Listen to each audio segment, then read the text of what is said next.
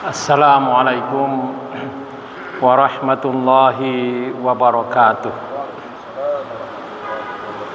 Alhamdulillah, wassalatu wassalamu ala rasulillah Nabiyyina Muhammadin ibn Abdullah wa ala alihi wa sahbihi wa man walah. La hawla wa la quwata illa billah. A'udzu billahi minasy syaithanir rajim. Bismillahirrahmanirrahim. Innallaha ya'murukum an tu'addul amanati ila ahliha wa idza hakamtum bainan nasi an tahkumu bil 'adl. Innallaha ni'ma ya'izukum bih. Innallaha kana sami'an basira. Shadaqallahul azim. Bapak-bapak, saudara-saudara, kaum mukminin jamaah salat asar Masjid Taqwa Muhammadiyah karramakumullah. Sebelum ke pengajian, ada sedikit yang perlu saya jelaskan tentang pertanyaan sahabat jamaah, salah seorang jamaah yang mungkin memperhatikan pengajian saya. Kata beliau, tema-tema pengajian Ustadz akhir-akhir ini berubah dari biasanya. Ya, perubahannya dulu fokus ke Al-Quran, sekarang fokus ke hukum. Ini perlu saya sampaikan bahwa pada mulanya saya memang berkecimpung di Al-Quran 32 tahun, 34 tahun menjadi dosen tafsir di Universitas Muhammadiyah dan di IAIN dan UIN Imam Bonjol Padang. Tapi pada akhirnya mulai dari tahun 2024 awal saya di SK-kan menjadi guru besar di bidang hukum Islam. Makanya mau tak mau akan saya singgung soal hukum Islam, walaupun sesungguhnya kalau batin saya tetap ya ditafsir. Makanya saya coba menggabung keduanya. Maka pengajian kita pada hari ini landasannya Al-Quran, tapi ada nanti sekilas mengenai hukum Islam. Kita mulai dengan basmalah. Bismillahirrahmanirrahim. Ayat yang dibacakan tadi surat An-Nisa ayat 58, sangat populer. Innallaha ya'murukum an tu'addul amanati ila ahliha. Sesungguhnya Allah memerintahkan kamu agar kamu menyampaikan amanah kepada yang berhak menerimanya. Ketika di pengajian tafsir dulu kita fokus ke amanahnya, tapi sekarang kita fokus ke ya'murunya. Arti ya'muru itu memerintahkan, menyuruh. Banyak perintah di dalam Al-Quran, banyak suruhan Allah di dalam Al-Quran, yang pada akhirnya dari perintah itulah adanya hukum, wajib, sunnat, dan mubah dari perintah. Arti wajib yang mesti, arti sunnat disuruh tapi tidak mesti. Lalu yang mubah, ini yang akan kita fokuskan. Kalau wajib sudah populer, kita ketahui itu wajib dilaksanakan, maksudnya ma yusabu ala fi'lih wa yu'aqabu ala tarkih. Berpahala orang yang mengerjakannya dan langsung berdosa orang yang meninggalkannya. Berarti jelas. Yang sunat ma yusabu ala fi'lih wa la yu'aqabu ala tarkih.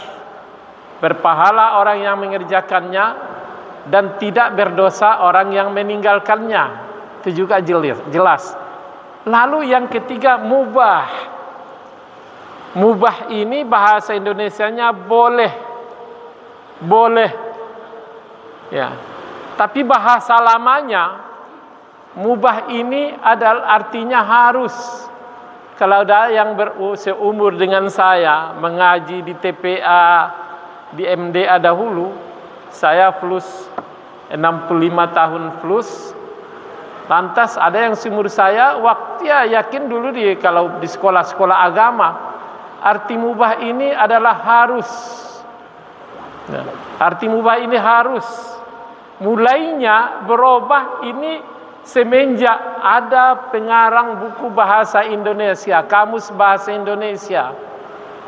Nama kitabnya Kamus Umum Bahasa Indonesia.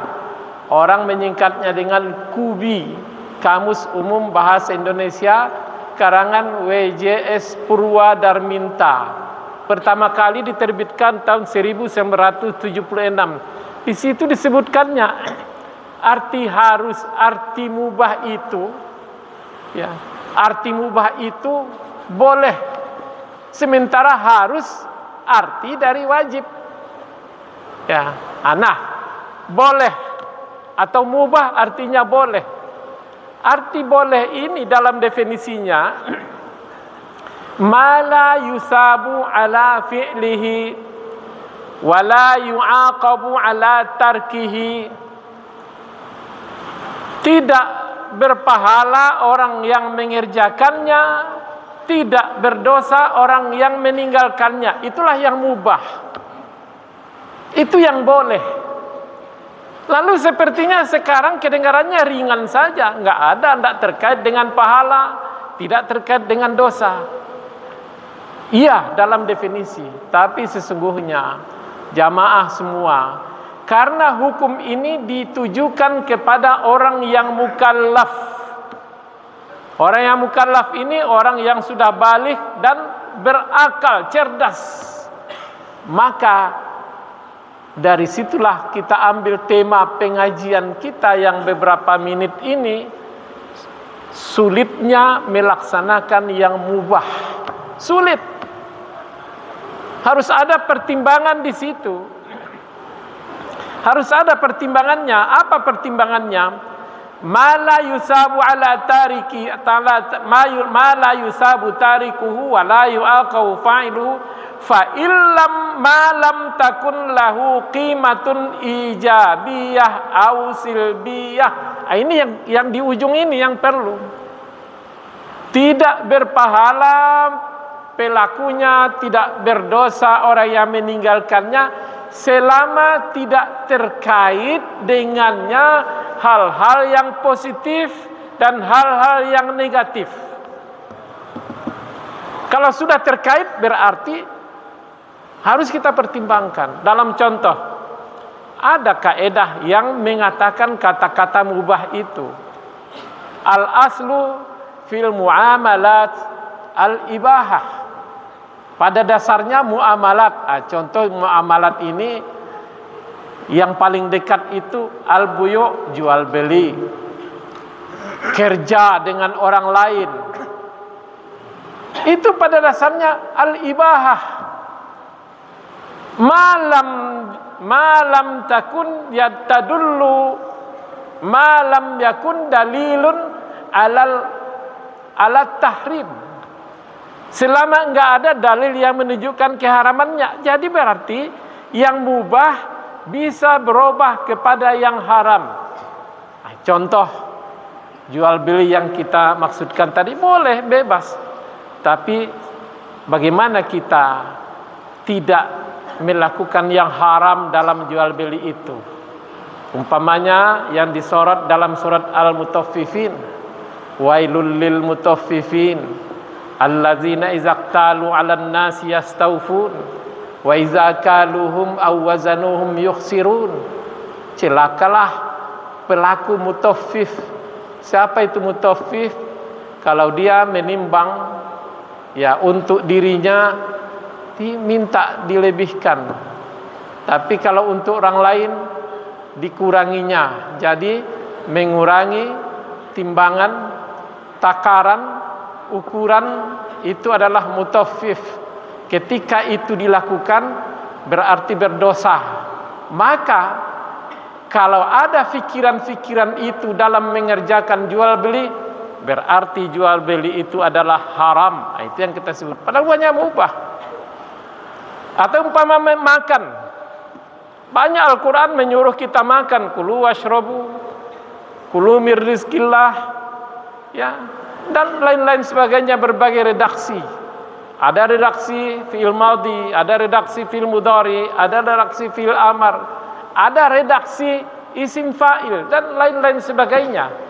Yang jelas pada akhirnya disimpulkan bahwa hukum makan itu adalah boleh. Hukum makan itu boleh. Tapi kalau dikaitkan dengan hadis, dengan ayat yang lain, kulu washrabu wala tusrifu, makanlah dan minumlah, jangan berlebihan, jangan mubazir. Bagaimana mengukuri itu? Saya masih teringat pertama kali bulan Juni tahun 1981 ke Padang ini. Itu masih ada orang-orang tertentu yang sengaja di rumah makan minta tambah untuk disiram. Tapi sekarang alhamdulillah tidak lagi. Tapi bagaimana kalau kita langsung langsung hadir di pesta? Apakah kita yang disediakan di situ beragam makanan yang tentu yang lezat-lezat, apakah selalu kita mengambil yang bisa kita habiskan? Nah, itu berarti beralih dari yang mubah tadi kepada yang haram. Itu soal makanan, soal minuman. Coba kalau dulu-dulu pertama kalinya orang-orang ini, yang tua-tua kita itu minum dengan tempurung, itu beralih dengan gelas. Tapi sekarang dengan minuman yang dalam kemasan, ada yang botol, ada yang gelas. Coba perhatikan, selalukah kita habiskan air yang kita ambil? Coba kalau kita masuk ke pesta jam-jam, katakanlah jam-jam sore, berserakan, gelas-gelas bekas minum tamu-tamu semua. Coba perhatikan, berapa banyaknya air yang tersisa, terbuang di situ. Padahal contohnya di Sumatera Barat, mujur kita di Padang ini banyak hujan, tapi di daerah-daerah orang kekeringan, di daerah-daerah sungai orang kekurangan air. Kata ayat, wa ja'alna minal ma'i kulla syai'in hayy, yang disilahkan dengan sumber kehidupan itu adalah air.